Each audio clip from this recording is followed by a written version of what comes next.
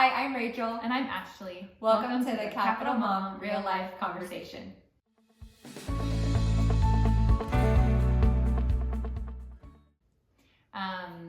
We're going to go ahead and start with our Glimmer and our Dimmer, and then we're going to roll into a tribute to summer and getting kind of into the swing of back to school. But why don't you start with your Glimmer? Yes, so I have a Glimmer this month, and it is, I keep doing these, but it's to my daughter Finley. She's learning to talk. She's almost 2. She turns 2 in like a week. And we just got done with the 4th of July 2 days ago, right? Yesterday. I know, but we have 3rd of July, it feels which like throws it off, but yes. And my kids do gymnastics because my husband coaches gymnastics, so we're at the gym a lot. And my daughter Finley was wearing a American flag leotard because she doesn't take class, but anytime her older sister wears a leotard, she wants to put on a leotard. So she walks in the gym, and this other mom was sitting there, and she goes, "Oh, look at you, you're so patriotic." And she looks at the mom and she goes, "I'm not patriotic, I'm Finley." It was just so cute because kids take everything so literally, and yeah, it was just a little Glimmer that I will never forget what she said. It was so cute. Her speaking is just so cute right now, and I cannot get enough of it. I can't get enough. So cute. So we actually both had Glimmers this time around. So I also have a Glimmer. It's like a Glimmer and a half, but so we usually It's even better, right.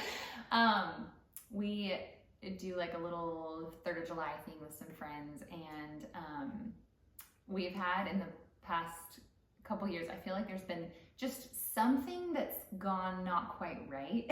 like one time a firework tipped over, and we resolved that, right? Like, yes, we've got bricks around everything now, like that's safer now. And then we had one where we had like this blow up, and then oddly enough someone broke their arm, and we were like, oh my gosh, how does this keep happening? So this one has come and gone, and no injuries and no blowing up of anything, and we are just that like, is a win. Woo-hoo! Yes. America! The curse has been broken. Yeah, so super excited about that. And then my half is that we've had a lot of family rolling in to our home, and which has been amazing, but also like I'm feeling that struggle of like keeping up on my household stuff. And Rachel, I talked to her like the day before, and she was like, how about Finley and I just come over and I help you clean tomorrow morning. Like, I hadn't asked anything, and it was like the best offer ever, because I was just like, yeah, actually, that sounds really great. I was not feeling motivated to clean. I was not feeling motivated to do much of that. So then she shows up with a coffee, and we clean and chat, and It was really great. It was really, really good. And my windows, like, guys, you have probably seen gross windows, but nothing like these windows of mine. And nothing like the table and the unders of the table were all the hands stick and grab. Oh and my gosh. she cleaned that, and I just like I will forever love her for it. And like I have been admiring the view from my windows the past 2 days, realizing just how good they could look. So anyway, as a Glimmer for good friends, and a super sweet offer that really did make my whole day. A weird person who kind of likes cleaning. Like, my house. Her house shows it. But I'm like kind of, I don't know, a little neurotic about it, and I fully admit that. But there's like, it was like a good satisfying clean. Like the table, I was like, look at this. Look what was on here. I know, and it's good when you can have a relationship enough where you're like, that is awesome. Even if it's your own house. That is impressive, and I am so grateful you're here right now to do it. To help me through it. So anyway, that's great. That's my Glimmer and a half. I love it.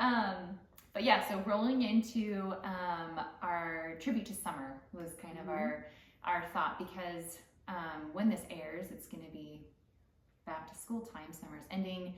And in the middle of summer a little bit, sometimes we're in the moment of the emotions, and we are home, and we're home all together, which we kind of talked about in one of our last episodes. But we both realize that sometimes at the end of the day, if you pause and you look back over your pictures of the day, sometimes by the kind of time I get to the end, I'm like, oh my gosh, everybody's tired, everybody's exhausted, Yes. they're grumpy at me, Yes. they're grumpy going to bed, they're tired, and so they're probably saying things that don't, like, oh, you never snuggle me, or you never spend time with me, or things like that, where you're like, we just spent all day together, but it gets in your head, and you're like, maybe we didn't. And then you go and you pull out like either your phone or your computer, whatever you maybe save your memories on, and you look back and you're like, oh, it was a really good day. Yeah. Look at all these things I did. Yeah. And all these smiles and bright faces, and yes, there's hard moments, but like the overall picture was wonderful. Yeah. And we're creating these beautiful memories. Yes. Yeah. I'm feeling really grateful for, and the ease of being able to take pictures and have those memories, and how beautiful that is. And Rachel does a really good job of like saving those and creating them into like reels and things that our kids can look back on and that you can look back on and just feel like so much joy from. So anyway, she's gonna give me a tutorial one day on how to do that. We actually talked about that. We were like, maybe we need to like have a little retreat. That's exactly and like we talked can about get a hotel, and like I'm gonna teach you how to preserve my memories in a fun way. It is fun. That's what I want to do too for my family. But we were laughing. I saw something somewhere that said, when we grew up, we might have like 20 pictures from 1992, and we have like 80 pictures from this morning. Oh my gosh, yes. So we're so lucky to have, for our kids to have such a detailed view of their childhood. But also overwhelming to have such a detailed view. So that's why I want to like do it each day. That we're which I feel like that we are the keepers of that, and keeping it organized and accessible. Yes. Off topic. Yeah, totally. I know. So still relevant. Rolling into the tribute. So I was, just gonna share briefly some of the things that I've loved about our summer so far. So one of them that I have to mention is that we ended up, we went on a great little trip down to my mom's, which was phenomenal. It was just so good to see her. And then we picked blueberries at my cousin's house in their farm, and then we went to another friend's farm where they had lambs and they were lambing, and we got to hold the baby lambs, and then we got to watch a mother birth 2 twin lambs, and it was magic. It was amazing. And then the fireflies came up afterward. So cool. And it was just like, you can't even make this stuff up. It was so amazing, and it was beautiful and peaceful out there on their farm. And anyway, and then I don't know if all that just inspired us, but on our way home, we picked up some baby chicks, literally like a couple hours from our house. And we all, like, my kids just held our little baby chicks all the way home. And then we've just had these little baby chicks. We have a friend that is willing to take them when we can no longer care for them. But we have these little baby chicks that we've just been like mini homesteading. And they spark so much joy in Ashlee. Like if I go over to her house and go in her backyard, she just has these like stars in her eyes and is like, look at the kids chasing the chicks. Like, is that not the cutest thing you've ever seen? Just little kids running around trying to catch chicks. Yep. And it really is. And watching their little, and like Levi tends to be naked in our backyard because that's his happy place. Naked Levi chasing the chicks. Like, I didn't even know how much I needed that in like my life. But yeah, and then obviously just so much, lots of fun time in the pool and other things, but like, I don't know, I feel like those are just a couple of our highlights that kind of just keep on giving and have slowed us down even too, especially the chicks, like just slowed us down to just appreciate these like playing outside with an animal. Yes. Yeah. So we just got back from a trip to the beach in North Carolina. We were visiting John's parents who bought a beach house there about a year and a half ago. And this is our first time going out there, and it was so great. And I think my favorite memory from the trip is gonna be my son Brecken. Maybe not memory, but just so funny. Throughout the trip, probably at least 6 times in the car, we would leave the beach and be driving back to the house, and he would be like, Mommy, why didn't you choose to live here? Why did you choose to live in Nebraska? And I'm like, it's a great question, buddy. Like, and I can see his little wheels turning. Like, they have the ocean and they have a pool, and this is pretty great. And the only thing he said was, but we do have a zoo splash pad.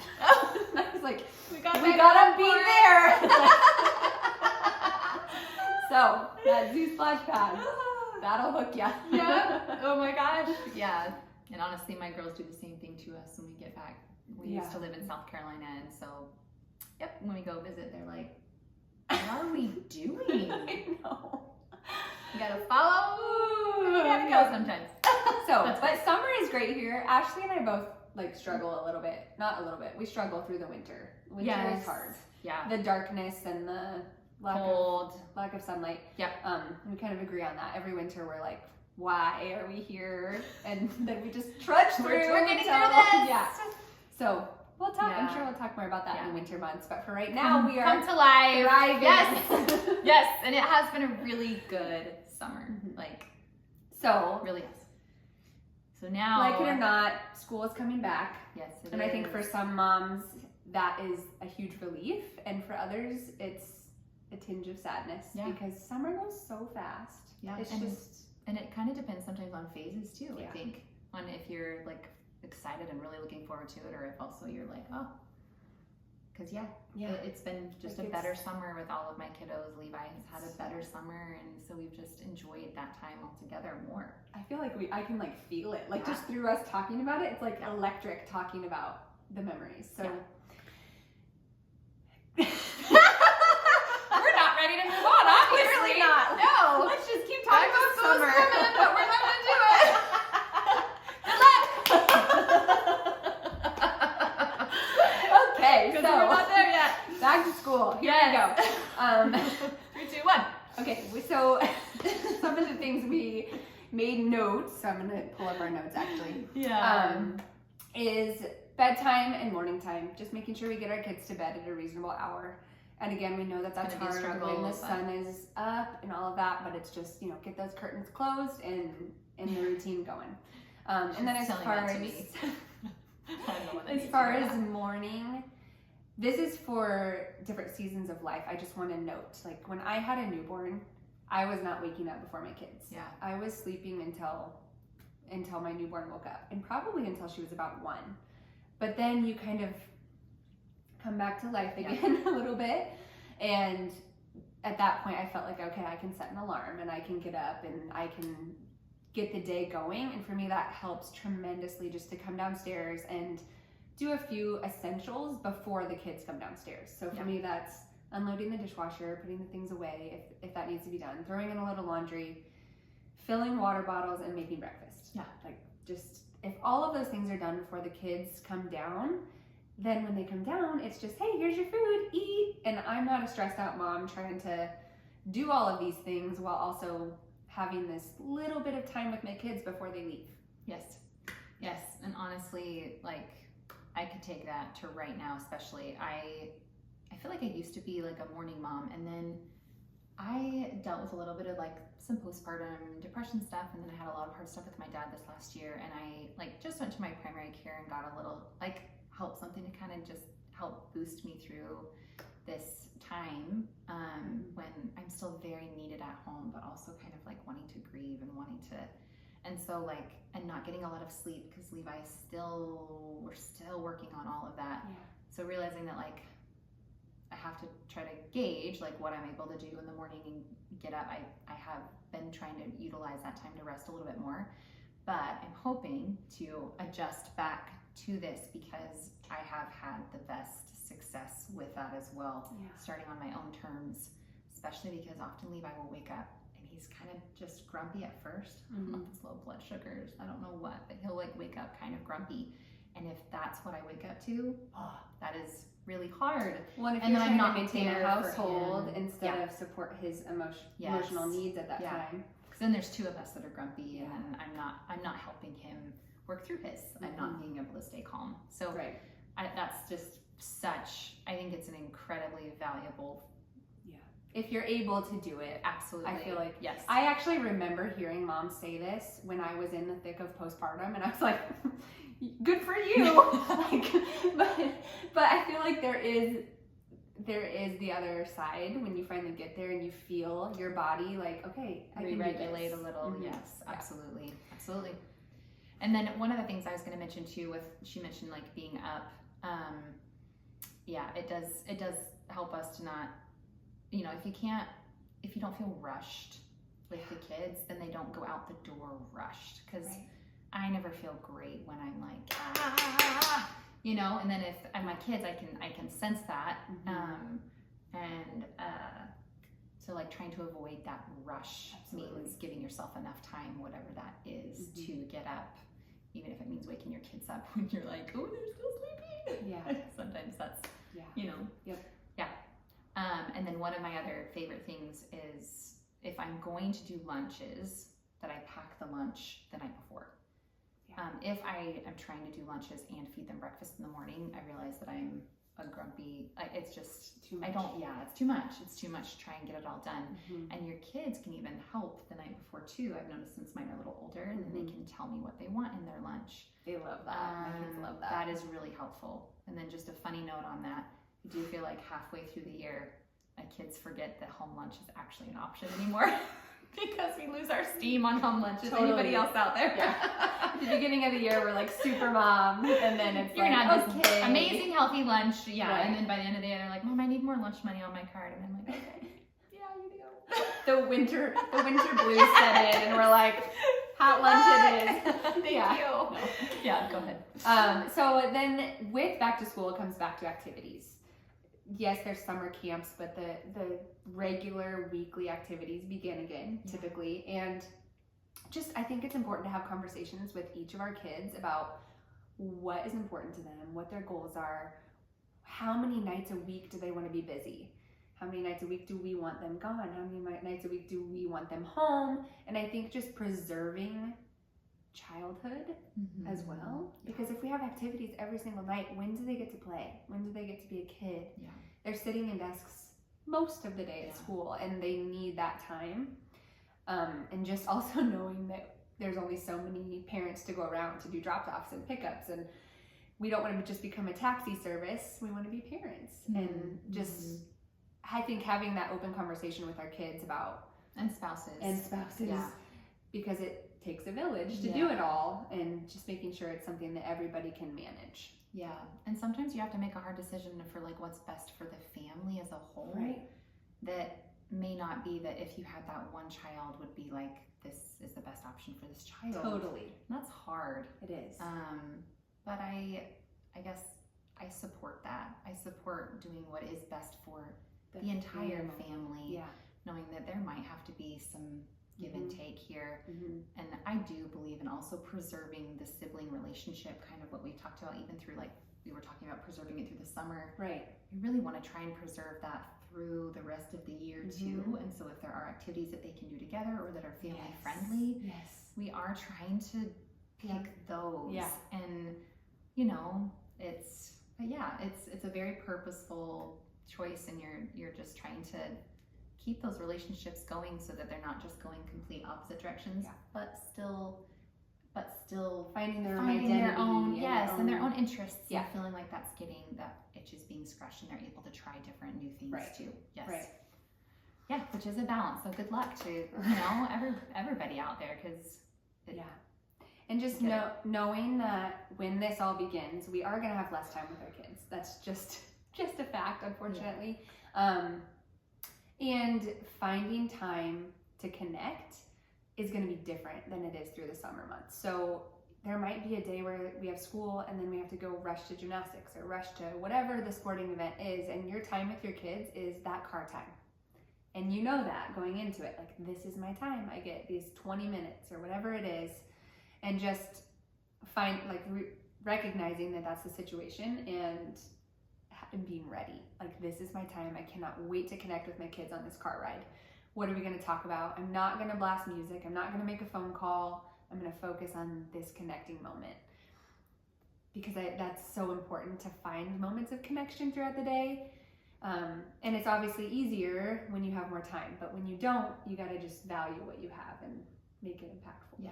And I do think that even if it's a small amount of time, if it's really purposeful like that, I think that it has the same effect. Like they feel seen, they feel loved. I think we just need like moments of that each day to really like fill us. Yes.